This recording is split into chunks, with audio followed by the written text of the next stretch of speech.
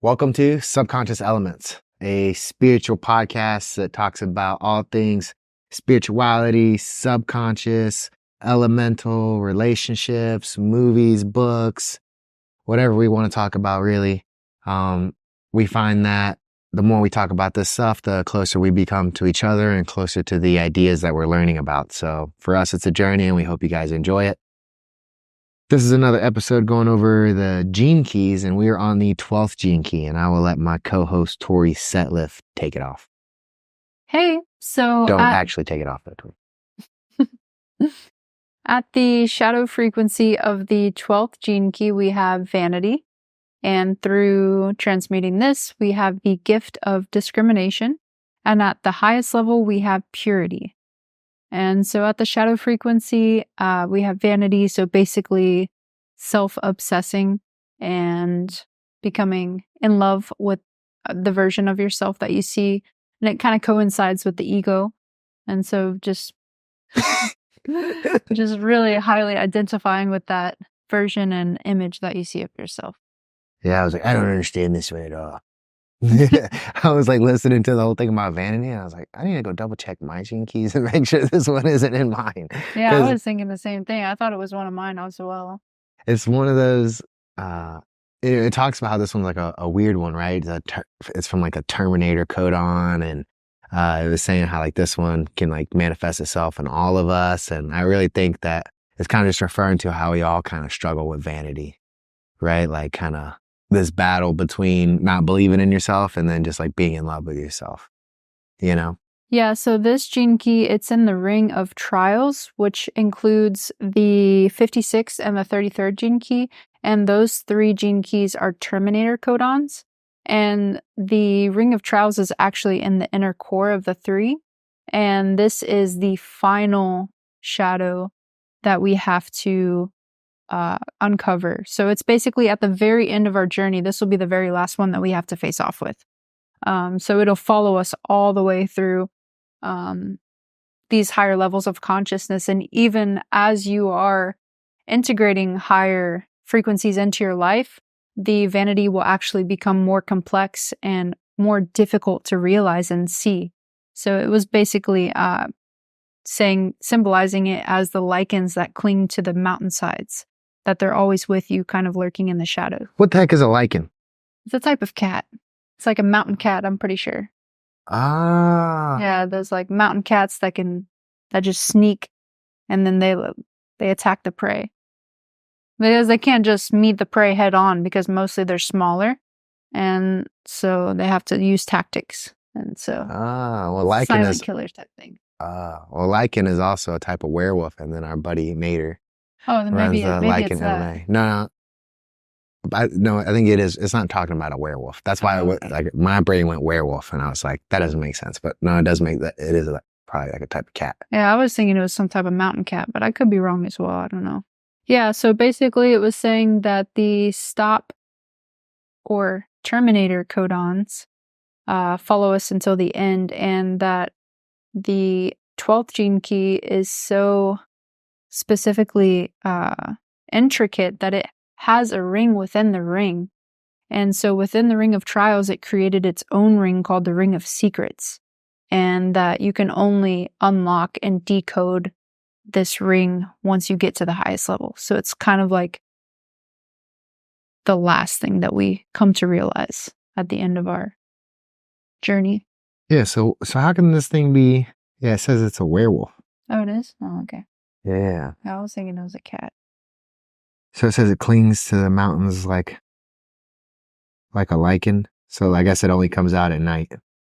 Yeah, that makes sense. Maybe like super rare or something like that. Yeah, no, lichen is a wolf, a werewolf. I was probably thinking lynx. Yeah, lynx is a mountain cat. Anyway, yes, same type of symbolism and comparison there. Right. But no, so you're saying that it's part of the ring of trials. Yeah, so the ring of trials, and then it creates its own ring of secrets. So then what were the other one? What were the other codon, or what were the other gene keys? The 56th and the 33rd. So the 33rd is one of my gene keys. when I heard it, now I know I better not be in the first stage of my enlightenment. Damn it! It's like 33rd, the first stage. It's like a little baby with a binky. It's like relate this to a baby first learning to crawl or something like that. A baby's first steps into the spiritual world. I'm like, no. I thought I was an old soul. Back to phase 1. Yeah, for real. Initiate phase 1. So when I was in boot camp, that's a thing. If you mess up, they send you back to what they call like phase 1. So you like start over. They don't send you to the very beginning, but they send you to like week 4. And you're just like, so imagine you make it to phase 2 or phase 3. And it's like Colorado. When we went to Colorado, where you're not there very long, but you feel like you've been there for an eternity. And the guys that you think that have been there for a decade have only been there for 6 months. You know, they're like the old guys sitting in the corner, they're all weathered and shit. And you're like, so how long have you been here? And he's like, I got here lifetimes ago. 6 months. Like, dang, you hadn't even been here that long. You've been here the longest? Like, what the? Dang it, what were we talking about? That's like having no checkpoint in a video game and just starting from the beginning. That sucks. Right. Oh, yeah, that's what we're talking about. Talking about the Terminator codons and how you have the 33rd. Yeah. Oh, yeah, we're just explaining going back to phase 1. Yeah, no, that's the thing. If you mess up in the Marine Corps, they send your ass back. And then there are people who had like been through multiple times where they're like, this is my 3rd try. And you're just like, you know, get this fear and you're like, please, I don't want to go back to phase 1. Like you finally get to phase 3 and they're like, someone gets getting back for whatever reason. Like, cause getting into a fight could get you sent back. Breaking a rule could get you sent back. Like lying or something like that could get you sent back. Like, oh, you're stealing something could get you sent back. You know, so they have like these articles that you're supposed to memorize, like Article 91, never steal anything. And then, so if you're like you steal something, like you stole, like let's say you took peanut butter packages and put them in your pocket, and then like you get caught at the barracks with having peanut butter in your pockets. I say you're stealing from the chow house, so you're Article 91 violator or something, or Article 19, something like that. It's like Article 19 violator. That's what they do. And then you're just like, I mean, I never broke any crazy rules or anything like that, but you see that they're just like, all they did was like grab some peanut butters for at night. And now they're like, they might go all the way back to a different phase of boot camp. It's just like, damn it. Wasn't even me. It was the peanut butter. Tempted me. Peanut butter is delicious. I was just minding my own business and peanut butter hopped in my pocket. Well, so it's like too, so then everyone gets in trouble too. It's like if someone steals peanut butter, there's a good chance the whole platoon is getting in trouble. Never get peanut butter again. Yeah. Take away peanut butter. Yeah. So like, there's usually like always like multiple people who get busted with peanut butter. It's just like a thing. But no, one time I was in line. So like I was, by myself because I had to go to an appointment or something. And so I'm like going to early chow. So essentially instead of like being with my whole platoon, I'm like on the back end of someone else's platoon going in at a different time.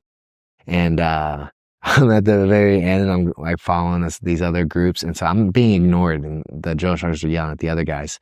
And I see this, they're in a newer phase than me. Like I could tell they're just not as many weeks in it as I am. And I see this kid and he's like shaking and he just like grabs a peanut butter and shoves it in his pocket.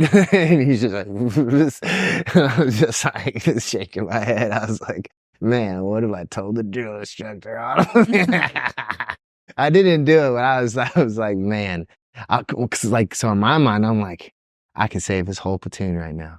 Cause like, he's gonna get caught. Like, bro, you ain't getting, like, cause what happens is you eat these peanut butter packets and then you don't have anywhere to put them cause everything is immaculate. So then like, they will find them. So like, people will flush them down the toilet and they end up coming back up like, you'll be like the commode is like broken and then eventually someone and they're like, oh, so you guys want to take or like they'll put them in the trash and what do the drill instructors do? They fucking check the trash because they know there's only one trash can, right? And it was clean. They take it out every night. So the first thing they do, check it in the morning. Some idiot fucking, because like your bed and everything has to be clean.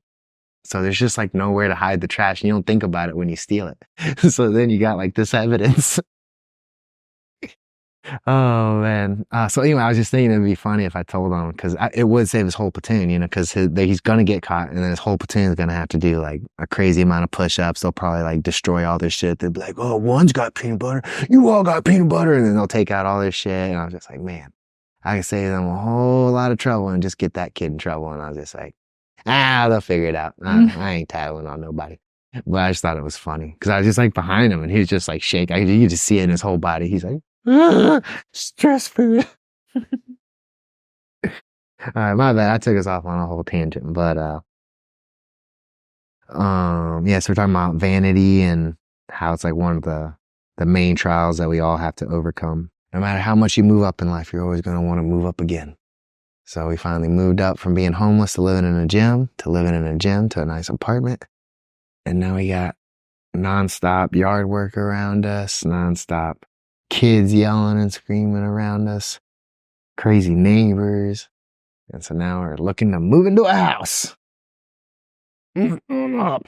Yeah, so the shadow of vanity, the word itself, it kind of gets confused in people's minds with pride. And so pride is different because it seeks an audience and it kind of thrives in front of an audience, whereas vanity is more internal and quiet. And vanity can even exist in silence, so it can exist in the words that you don't say. And yeah, it was saying that to figure out how to transmute vanity, you have to go through the process of learning to love yourself. And through this process, you realize to be able to love yourself, you have to love everyone else around you. And I thought that was a good point. It's like you have to purify your thoughts. And so if you're thinking negative things about other people around you, then you don't truly love them. And so it's like learning how to transform your thoughts and therefore your feelings and emotions towards things. Because if you're thinking in your mind, oh, I hate doing this, but the action that you're talking about is maybe something that would be improving for yourself. Maybe it's going on a run. You say, I hate going on a run. It's like, no, you love going on a run because this run is going to help you towards your goals. And so just making that subtle shift and turning that energy into something positive because it emanates through your entire being, whether you're aware of it or not. 100%. Yeah, it was saying that one of the things that I got from it was that vanity can help you level up. So it's like this crazy like interplay of like you don't want to be vain, and you don't want vanity to like, again, you don't want to be caught up in the shadow of vanity, but the process of loving yourself helps you move forward in your journey. So, and we've been experiencing that, or specifically me, because I know that, your women in general are always like very keen on what they look like and what they're wearing and all the accessories. But I've never really been one on like clothes or jewelry or anything to like show.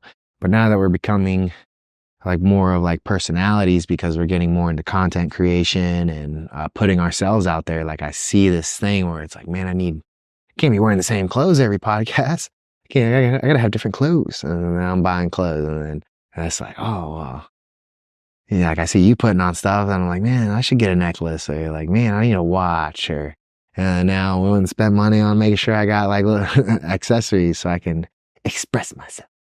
And yeah, it's like this balance. It's like, man, so like with the jewelry thing, we got the affordable jewelry, the cheap jewelry. Not getting anything too crazy, but it's just like, I see like the game of like getting caught up in like, that's how they sell it to you, is that, oh, this will pass the diamond tester.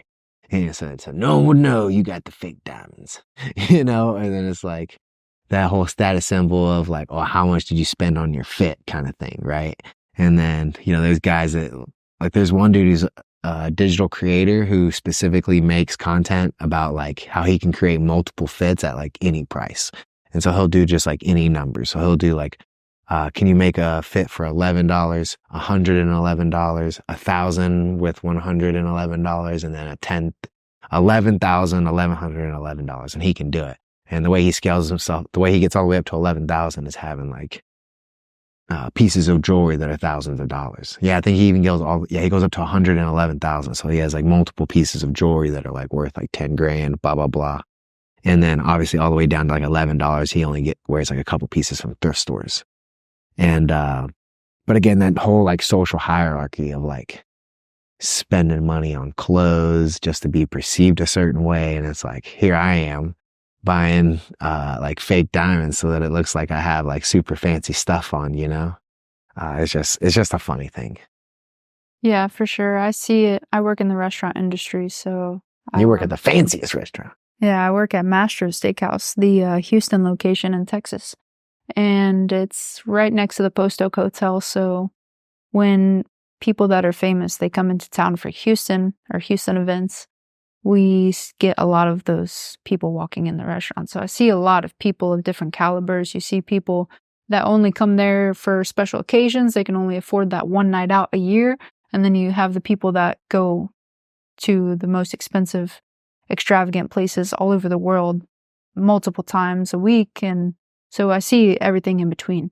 And yeah, just the way that you show up yourself and the clothes and the style and the hair and the jewelry, it can affect your own confidence. And then through your own confidence, you can magnetize more wealth because at the end of the day, it is considered work for me. So I want to show up my best version of myself that I can possibly be. And so I try to put on jewelry and makeup and all the things. And in my normal reality, I don't really do all these because it just seems unnecessary for me in my day to day. But whenever I go to work, I try to go above and beyond. And it definitely helps in confidence. It helps you kind of like play into a character. And I thought that was interesting.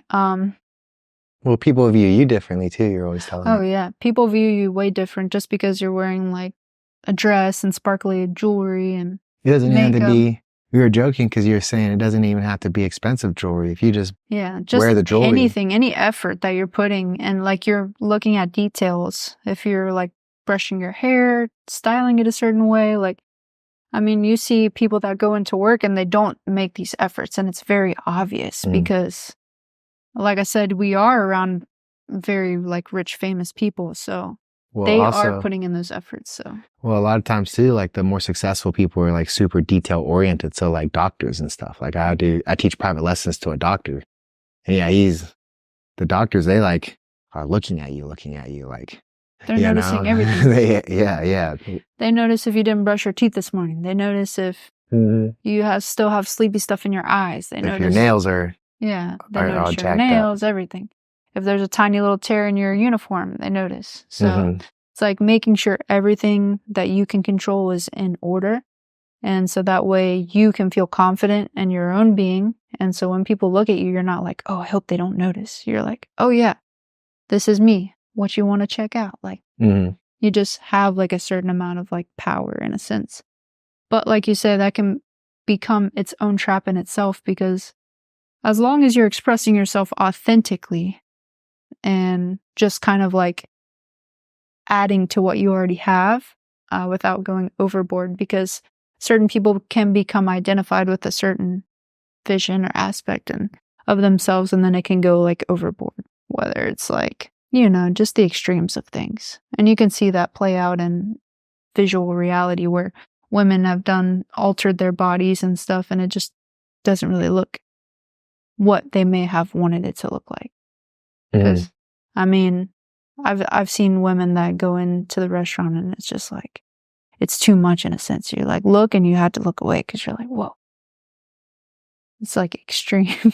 Yeah. But I feel like just adding something subtly and appropriately to your natural aura, natural looks can add a big difference for sure. Yeah. And then you were also talking about So this is a thing that I have been telling myself for a long time, since even before I read this Gene Key, but I always say that regardless of the words said, the frequency behind the words matters more. And I remember like us having an argument at one point. It's like, yeah, but this is what I said. And it's like, yeah, but I can feel the energy behind it. And it doesn't feel like true. It doesn't feel authentic. It doesn't feel right. Like it still feels discomfort when you say those words, regardless of if the words are correct in the scenario. So someone can say poetically, perfectly, the correct words to win an argument or to satisfy the discomfort between communication. But regardless of the words said, it's the vibration and the frequency and the behind the words. So Right. Yeah, no, that reminds me of the intention. That's what we were talking about earlier, was the intention that you place behind your actions. So not so much the actions. And I think there's like a lot of quotes, right? Like a lot of prophets have said this, where it's like not so much the action, but the intentions behind it. And we used to cover this a lot while I was in the Corps. When we talked to like martial artists, we kind of use this discussion topic of, which is more powerful, love and hate, love or hate. And, you'd be surprised how often like it's like a 50-50. And there's always at least a couple that choose hate too. So it's never like a clean sweep and of like everyone choosing love. So one of the things that we used to teach that is how you approach something when you hate it versus when you love it, and how it shapes your actions. mm-hmm. So your intentions shape the way that you do it. So even you might perceive it to be the same action as like, oh, it doesn't matter how I feel about this thing, I'm just doing it. You actually would do it way different if you loved what you were doing. And like one classic example would be, we would use like a scenario where they're like going to a gas station in their hometown and they're pulling up, and when they get out of the car and they're going in and they see a woman being like abused by a man, like what would they do? And some people are like kind of careful. Some people are like, oh, I'm gonna go beat him up. They jump right in. Some people are like, no, I'm calling the police. Everyone has like a different way of going about it. And then we switch it on them. Now we go, okay, same thing. Now you pull up to the gas station and it's your mom. What do you do? Across the board, everyone's like, oh, that's a dead person. And so the idea is like, well, the first one was you hate the idea of seeing a woman being hurt or abused or hit. The next one is that you love your mom. So because of the love, you're willing to take it to another level that you weren't willing to do before.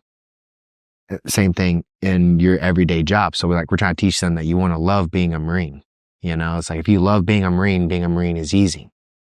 And then I tell them, like, you don't have to love being a Marine. If you are a dad and you love being a dad, being a Marine is easy. You're just being the best Marine. You don't have to be like in love with the Marine Corps to know that if you're the best Marine that you can be, you're going to be able to provide the most for your family. And so, and it's like that with everything. It's like, if you love being a warrior, being a Marine is easy. And so, and it's like you tell them, it's like, okay, so, can you sleep in and be a good Marine? And, a lot of times they're just kind of silent. They're like, wait, is this a trick question? Yeah, can I be a good Marine? Right. And it's like, yeah, it's like, who hit the snooze button this morning? And everyone was like, oh, yeah. I was like, yeah, you can hit the snooze button. It's all right. As long as you're where you're supposed to be at on time, you can hit the snooze button as much as you want. But if you're a warrior, you don't hit that snooze button. If, your life depends on making sure that you do your training and waking up early and everything like that. Yeah, there is no such thing as sleeping in for a warrior, but a Marine can sleep in. So it's like, if you love being a warrior, it's easy to be a Marine. And just these aspects that you can like learn to love. And then it's like, you ask them who their role models are, who are your role models, blah, blah, blah. And then you take that example. It's like, do you think that they could be so great? Do you think LeBron could be so amazing if he didn't love basketball? It's like, no, not even close. Like, do you think that you could, do you think your dad's your role model? How do you think your dad can be so amazing as your role model? It's because he loves you. He loves his family. Like, it's through love that we find these role models. And so that you want to like lead, the ending statement is you want to lead your life with love, and everything else will fall into place, kind of thing. But yeah, we got onto that because of the intentions. So it's like, doing things that, because you hate something, or doing something because you love something. And then that'll like, you hear it all the time, is like, changing your intention like changes your reality, intention, perception, all these things. Yeah, for sure. And I was saying that vanity prevents you from stepping into your wider heart. And because it's afraid to lose its power and its ego. So. Right, because like falling in love with yourself helps you. So then it's like you don't want to go back to possibly the opposite. Yeah, and then I thought it was interesting because it was talking about the larynx. And so it was talking about the horizontal larynx and how that's more, the creatures that have horizontal larynx, they are more like mind. They're like a group mind, like hive mind. And then once we created the vertical larynx, we became more individual and we created like language, and that's where the ego started stepping in. Yeah. But it was saying that originally the larynx was connected to the gonads and they were like actually one. Yeah. And that eventually they were separated and then the larynx closed. But, and it was also saying that it's connected to the thyroid, and the thyroid regulates metabolism, and it regulates the breath, the mood, energy levels. And it was saying that the thyroid in Dutch is shield clear. And so it was referring to the word shield in saying that it's like a defense. And it was saying that, yeah, so this is where like secrets and the protectiveness comes in. And it was saying that in the beginning, Adam ate the apple, and the apple remains in man to this day as the Adam's apple. And that this kind of symbolizes the masculine principle of the mind.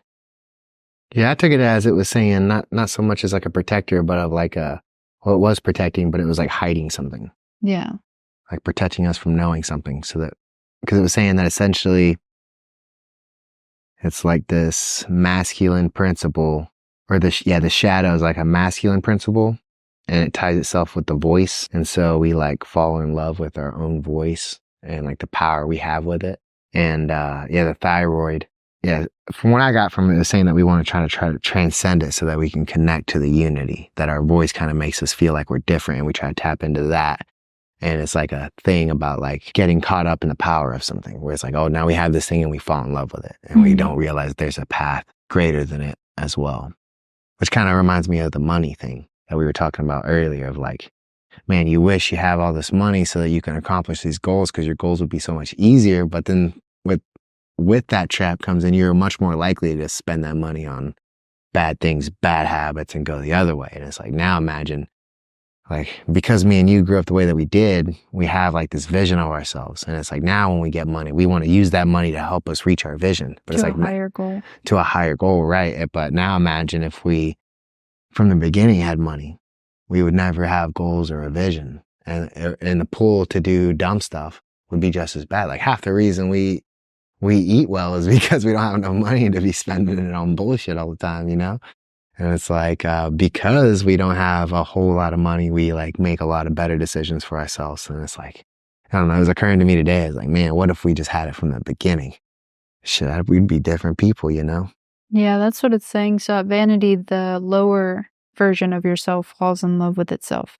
But then at purity level, the higher version falls in love with the highest version of itself. And so at the lower frequency, you can see that lower version of yourself as the highest version. You don't even understand that there is something higher because you're so self-obsessed. And so... You're self-obsessed. We all are. So self-obsessed. Not me. And yeah, so like you were saying, vanity doesn't have to be seen as a negative, and it shouldn't be seen with duality, because at the mirror reflection of itself is purity. So vanity and purity are hand in hand, so they're basically the same thing. So you can use vanity as fuel to getting higher, because it does have like a natural pull to it. So it's like it's wanting you to pull forward and get to the higher version of yourself. Because if you care about yourself, right, you're you're talking about how like the baseball players and the basketball players, like everything about them is immaculate. And it's because they get to, their whole day is spent doing like taking care of themselves. Right. And, but that's like a whole part of it is like, yeah, if you're an athlete and you're on television 24/7, yeah, it better look good. You know what I'm saying? You want to let the people know that you're there to win. Right. It's like a part of your like persona. So it's like, yeah, you have to be a little bit vain and you have to experience vanity so that you're willing to do the things that you need to do to be portrayed a certain way. Like one of my, the doctor I teach privates with, his name's Bobby, great dude. But man, for a while I had just a crazy beard, crazy long hair. And I was just like, yeah, I'm a jujitsu hippie, kind of thing. And then he was just like, well, yeah, you want to make money, right? And I was like, yeah. And he's like, well, sometimes it's kind of important to know how people perceive you. And he's like, I see you as one way. And he's like, and I know you, but he's like, other people that don't know you kind of might just look like a crazy person. And I was just like, it kind of like, oh, interesting. It's like, yeah, if I'm going to be a head coach and a black belt, I'm going to be a huge face and I want to like put myself out there a lot. It's like, you got to be, got to have your beard lined up. You got to brush teeth. Got to take care of your hair. You got to make sure your hair looks good. You can't be wearing the same jeans every single podcast. But just like these little things that at one point in your life weren't important and now they are important. And you have to you have to have love for yourself to want to do those things. Be like, no, this is important. I have to make sure that I am upholding a standard of something. Mm-hmm. Yeah, for sure. And it was saying that, so if you're wondering how can I defeat vanity? Well, vanity is so elusive that the only thing that can help you is to just not think about it. That's what it was saying.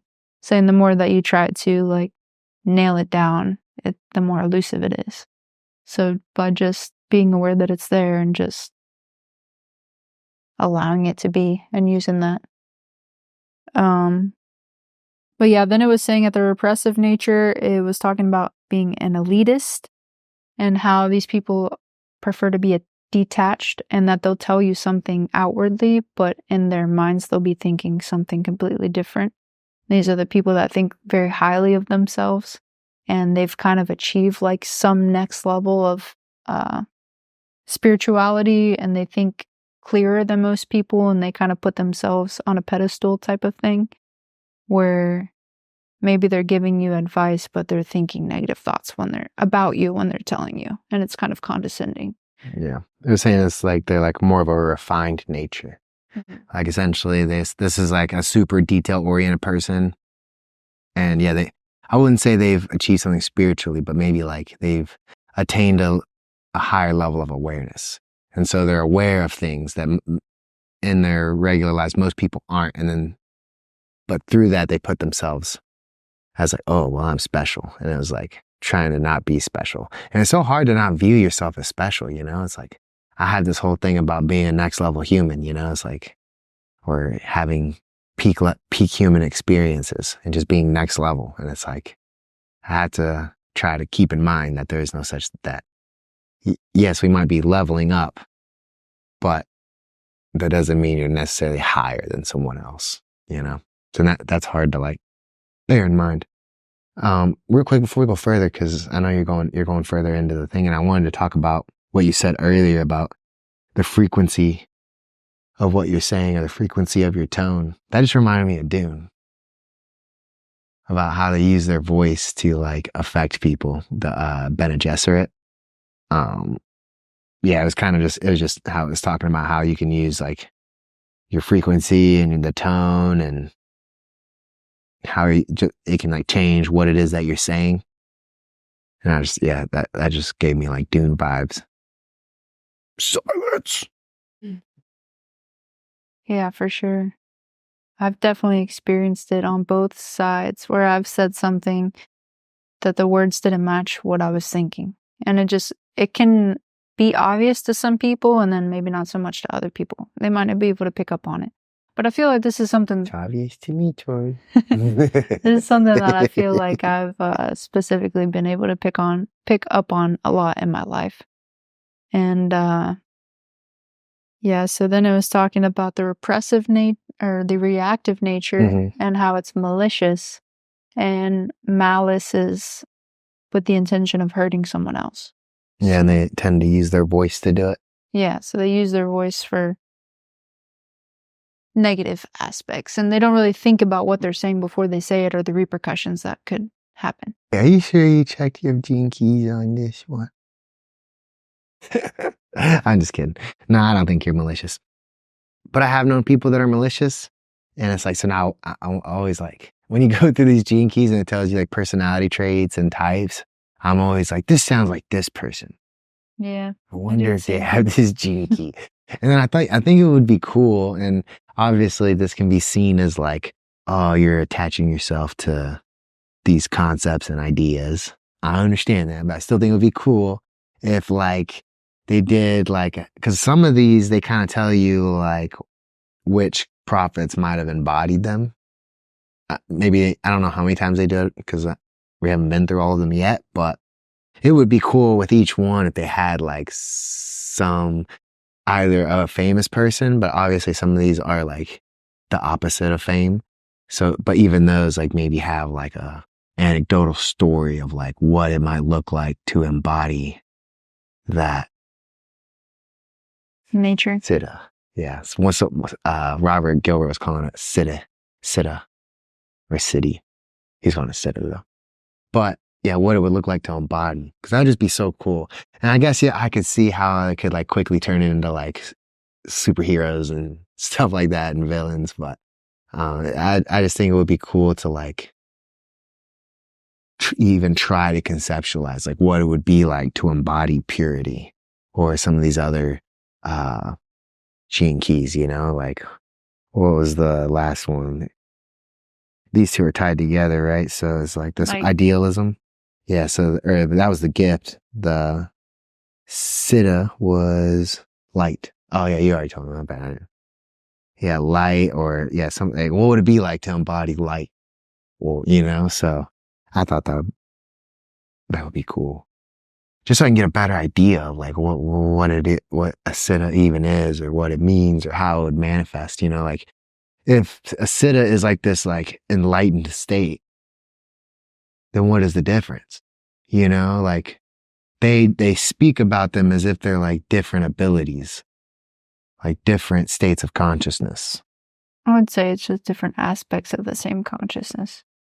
Right. So then what does that mean? What does a different aspect of enlightenment mean? Like if this person is experiencing in this siddha, what is the difference between this person experiencing this siddha? And like, what does that look like? I'm just saying like, it would be cool if they had like a way of like kind of showcasing that, of like the differences in actions or whatever. Or like, I've even heard that like, I guess you could have like multiple siddhas, right? That you could be at a higher state.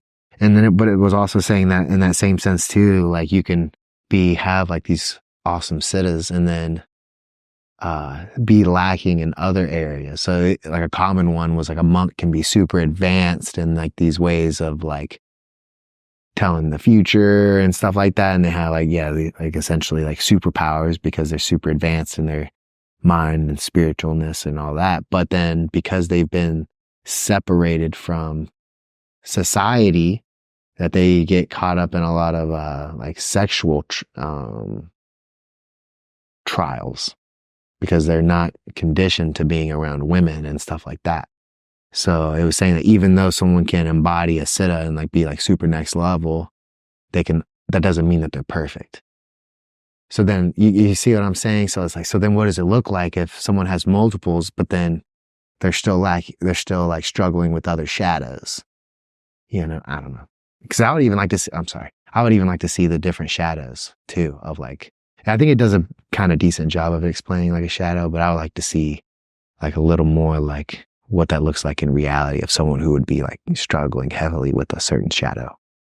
My bad. Yeah, I was saying at the acidic level of this gene key that basically we are all parts of a divine crystal, and that we're basically just shards, and we go through a series of polishing. And so what that kind of reminded me of was like a piece of a crystal that has random pieces that are protruding out, or maybe some polished edges, and it's just like a random irregular shape. Mm-hmm. And maybe some pieces are very polished, and then maybe on that polished piece you have like a sharp edge or like a different piece of a fractal. And so like looking at it from different angles, you can see different aspects of it. Different colors. In different forms. So kind of how we were saying, where we're all going through the process, we're just at different stages. And so that we all go through these different stages at different times and different lifetimes. And that each lifetime we're not all equally going through the same process. Maybe I was incarnated in this lifetime to face specific parts of my shadows, to refine those, because refining every piece of every personality would be too difficult given the scenarios that we encounter in our human experience. So it would maybe be too much for me to handle. So I come in this incarnation to see these conflicts, to transmute those, and then to redefine and repolish those aspects of myself. And then it was even saying that the life and death is just seen as like you have to basically give in to the death of the self. And at the purest form, you basically have to give in or turn in all of the knowledge that you've accumulated through this lifetime. Damn it. And so everything that you think you know doesn't really matter. So you have to give it away in order to even get to the highest form. And that it was saying that this city, purity, is so imperceivable to us that it would be the white light beyond white light. And that if we think of white light, it's something even beyond that, that it's so pure that our minds can't even really imagine. Why is it gotta be white, Tori? Because white is just like a void. Mm-hmm. Have you ever seen black light, Tori? Yeah, no, that's trippy as shit to think about. More of a positive interpretation, and I feel like black void is a more shadow negative interpretation, if that gives you a dualistic symbolism. I'd much rather be dying into a white light, I feel like, instead of a black light. I feel like the black light would be lonely and scary. The white light seems more accepting. But yeah, so after we talked about repressive and the reactive nature, we move into the gift frequency. So the gift frequency is discrimination, and discrimination is basically, so when you hear the word discrimination, we think mostly negative things. You think, oh, racism, this. But it's actually can be seen as a positive trait because it allows you to discriminate what and who is healthy for you in your reality. And it gives you the power to be able to discern, like we were saying, the frequency vibrations behind words, irregardless of the words. So the great discriminators of life are food critics. They can be very in their artistic sense, like poets, artists, teachers, educators, and that they're able to. Joe Hogan? Yeah, Joe Rogan probably. Well, no, I've heard other, like Brian Callen and them, they said he's like always had this ability that if he just like, he can just sense that someone's like not good or not genuine, and he's like, no, fuck that guy, and walks away. He said like Joe's been like that his whole life, and he's like, if Joe feels some type of way about him, he don't need an explanation or nothing. He's just like, I don't want anything to do with this guy, and then just exits him out. And he said Brian's always struggling with like meeting weird people and then like taking them in, and then they end up like stealing from him or doing whatever. And he says he has like no way of like knowing, but that Joe Rogan's always had it. So I thought that was interesting. Yeah, so it was saying that at this level of discrimination, you can use vanity and use that urge to be better and turn it into art and turn it into like the creative aspects. Turn it into a podcast? Well, one thing I wanted to say about discrimination was that like you only really realize like how much you need discrimination until you like start to have like some level of success. I feel like. But because when you don't have success, you're willing to say yes to anything and anyone. Like if you're not doing well or you're not well off, you're willing to accept any opportunity or any friendship or any opportunity, right? But once you become successful and you essentially on your way to success, you realize that you don't have enough time and that you're essentially constantly putting these beautiful ideas that you have to like death, essentially. Like, this is a beautiful idea and I wish I could make it happen, but I do not have time. Goodbye. And it is sad. It's like, man, I wish I could fucking do this because I would do it, But no, you gotta put it to bed. You gotta put it down. And then as you come through this process, you get better. You actually realize that you're always being bombarded with opportunities and relationships and friendships and people wanting to get you to do this and wanting you to do that. And you have to like pick and choose. Like now you have to be very careful who you spend time with because you only have so much time. But every time you go and do something with someone else that cuts opportunities that you had with someone else or whatever, it's like, we have to cut into our own like time where instead of eating out and go and watch movies and playing Call of Duty, we have to schedule time for our podcast and we have to study. We have to gain the next thing that we're doing, prepare and do all this stuff. So it's like, we have to sacrifice the time that we spend together just for our own ideas. And then it's like, if I don't even have time to hang out with you, what are the chances I'm going to take that time to hang out with someone else? It's like, man, you got to be up to a certain standard if you really want to like take my time from me. Cause I just don't have a lot of it.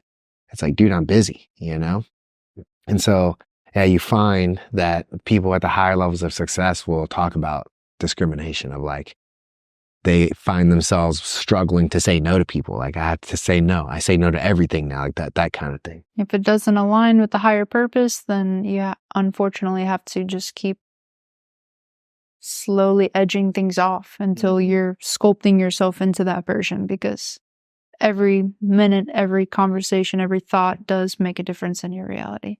100%. Can I cover one more thing before we go too far into it? I just want to say something about it. Mentioned about leaping into your death. Like in order to like transcend vanity, you have to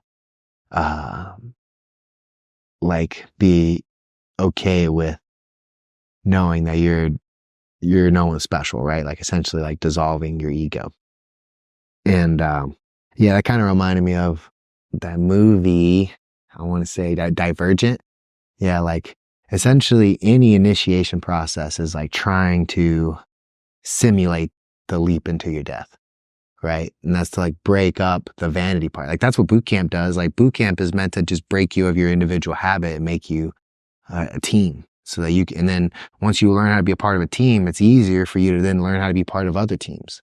And so, yeah, the whole thing is like breaking you down. They're just trying to break you.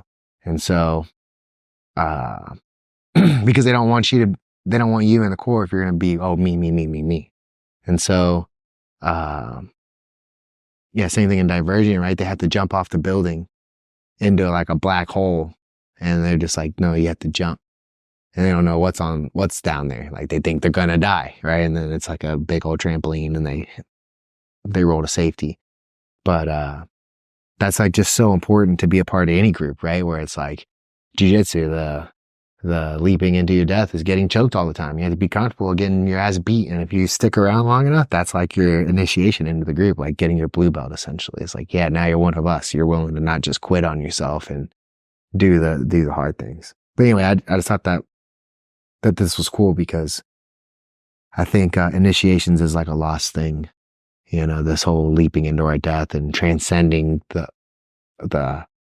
I. In the Marine Corps, if you said I or me or myself, they would like get all over you. They'd be like, I always want to reenact it, but they essentially like, yeah, but I, or, I was like, but my, and they're like, oh, I, and they just get in your face and they're just like, oh, you, what do you want? What do you want? What do you think you have that? And they're just like screaming and you're just like, just crying. Yeah, the same thing was portrayed in Dune, where he had to go through that trial with the lady, and she had like his hand in a box.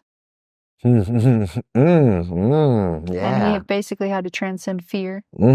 and he like was so scared and it was so painful, and then all of a sudden he like turned that pain and fear into power, and he like turned the tide, and even his own belief in himself and his own power like allowed him to like smile and find, like I think he was like smiling and laughing, and the lady was like, oh, he does have power, he is the one. Really? I want to see it again. Well, we got to break down Dune. Dune's coming. We're gonna break down Dune and Dune 2. Those are great movies. Anyone that thinks Star Wars is better. But the recent ones, man, you can't tell me the recent Star Wars is better than these Dunes. Maybe the original, if you're like talking about like time versus time, but right now, bro, don't nothing compare to Dune. And I feel like too with the whole the Star Wars things, I think the only reason you could even argue that it's even slightly better is because lightsabers are kind of cooler. But that's it, really. You know, it's like, what are we talking? When you say something's better than something else, like what? How so? Because Dune is pretty freaking epic. Like, I don't see how something can be better than that, other than like the cool thing about Star Wars is that you could pretend to be a Jedi. You know, have a cool lightsaber, and you could like really imagine yourself. Kind of hard to imagine yourself like as a character in Dune. You know, because it's like the shiv is kind of basic. Yeah, you might be able to buy one, but can't. Riding a sandworm. Yeah. You know, but the reels they be doing of like, people dressing up. Yeah, they be dressing up and they get like a little thing, like essentially it looked like a little vent that's like painted brown, and then they put it on top of a one wheel, and then they're sliding around on it, pretending they're riding a sandworm. Yeah, riding a sandworm. So funny, but yeah, I feel like the only way you could say Star Wars is better is that it's easier to imagine yourself as a Jedi. But as far as like cinema, storytelling, like blowing your mind with shots, like just these painting shots of like geometric shapes and like the, wherever they're at, like the planet or the ship of the Arrakis, those shapes in that room was like, so like, how did they make that? You know, like how did they create? The architect? Yeah, like it's hard for me to explain it. You might not know the exact scene I'm talking about, but there's multiple scenes, but essentially they're just doing like painting shots of like they're like walking down a corridor, and they're showing like just the entire corridor itself as they're walking through. And it's a quick shot. And I'm an editor, so I notice these things. I'm like, you know, I'm paying attention to how they're like flowing into different moods and how they're cutting the footage and playing certain sounds. But they did this crazy job of just like showing you of like, this is a different planet. And it definitely felt like this is something I've never seen before, you know? I bet you it was in Antarctica. They're saying that there's like deserts in Antarctica, and that it's not just ice like we think it is, and that it's like a whole, basically its own world. Well, I was talking more about like the spaceships and stuff. Yeah. But like even like weird the metal sand desert, like where was that at?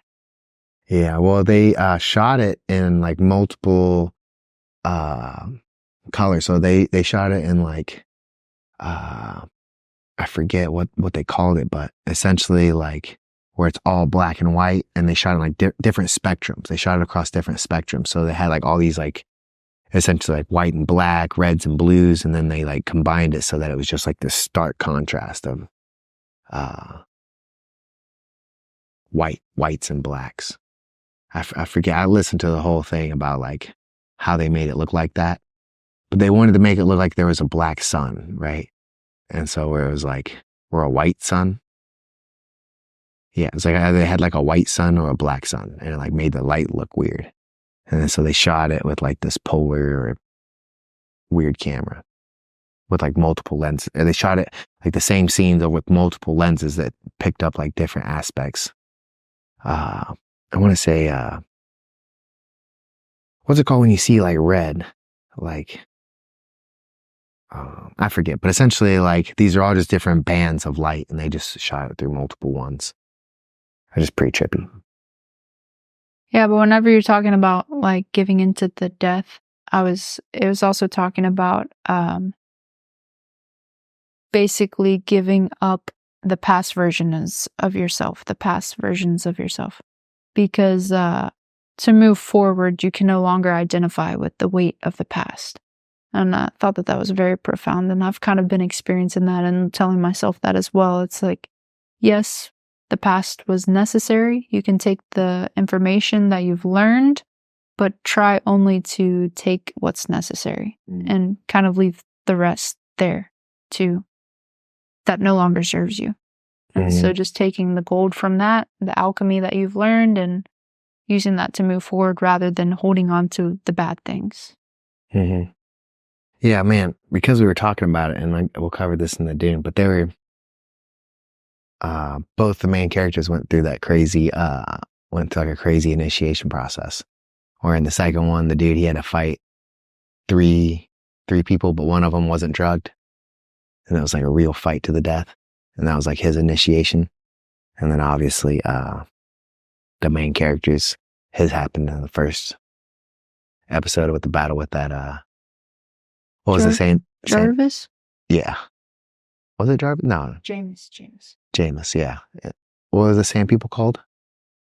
But yeah. I didn't prepare for this conversation. It's all good. I can't remember. But yeah, I think we're running close with the time. So if you have any end moments. Yeah, so about discrimination, it was talking about falling in love with the drama, obsession, beauty, danger, and loving the things and people outside of yourself. And it was talking about how this discrimination is deeply tied to emotions and feelings, and that the human love is including of all those things, not just all of the beautiful, but even including the negative aspects that we can see.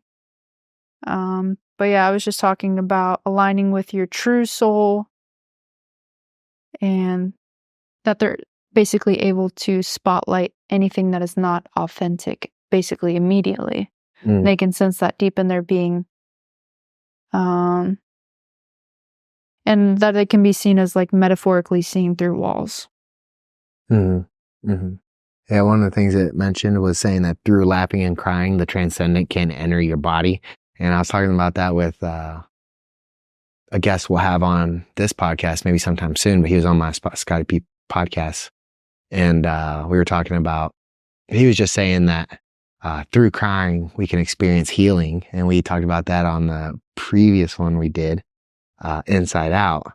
So I just thought it was trippy that this also talks about it, that through laughing and crying, we enter this state that essentially like helps us in our realities. Like we tend to vibrate at a certain frequency where, like, yeah, it said the transcendent.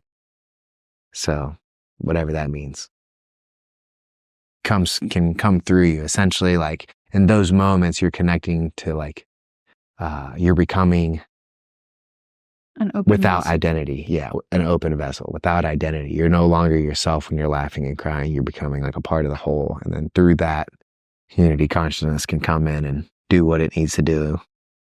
So if you're struggling, people. Yeah, a sentence that it said, we are here to learn to express the deepest yearning and feelings within our souls. This is why we have to master language and the arts, because they are the transformational field through which we can transcend emotion and touch the higher planes of existence. Dang, that's dope.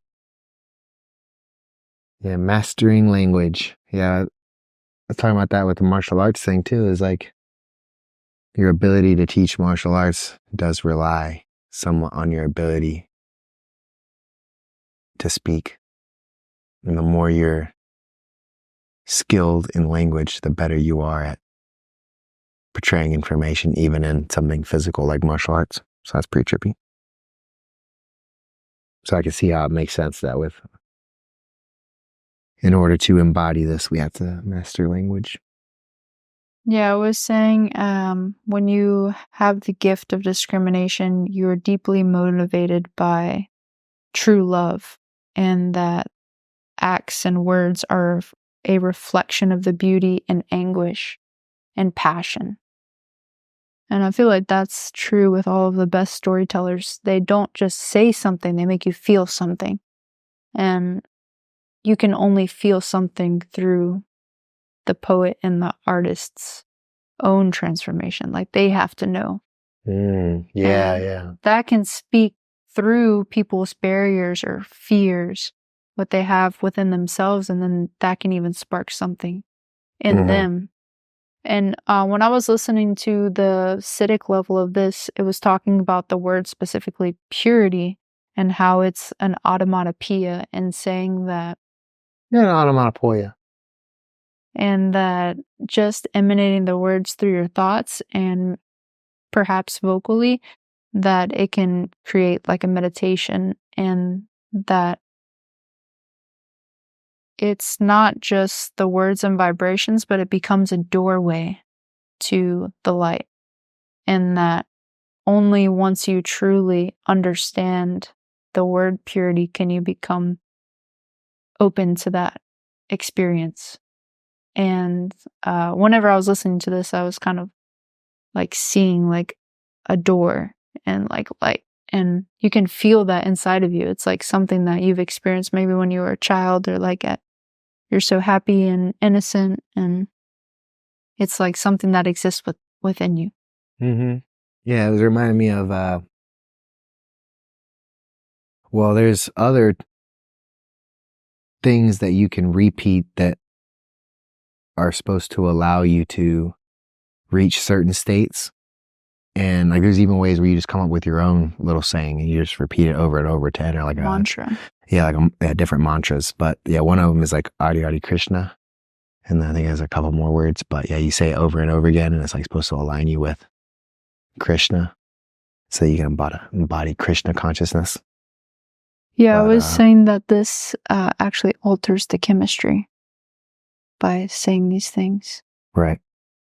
And then, yeah, that whole thing of like,